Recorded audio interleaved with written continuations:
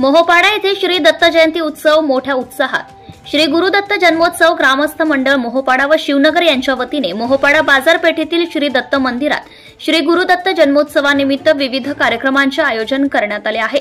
या निमित्ताने सकाळी 6 ते 7 वाजता अभिषेक, सकाळी 9 ते 11 वाजता श्री ज्ञानेश्वर पारायण, दुपारी 2 ते 3 वाजता श्री दत्त प्रासादिक महिला भजन मंडळाचा संगीत भजनाचा कार्यक्रम, दुपारी 3 ते 4 वाजता किशोर लोहार यांचे तबला वादक भजन, दुपारी 4 ते 6 वाजता श्री दत्त जन्माचे हबप वामन महाराज भोईर यांचे सुश्राव्य कीर्तन, सायंकाळी 6 ते 7 वाजता हरिपाठ, सायंकाळी 7 ते 9 वाजता महाप्रसादाचा कार्यक्रम झाला। मंदिर मोहोपाडा बाजारपेठेत असल्याने दिवसभर भक्तांची लांबलचक रांग लागल्याचं दिसून आलंय।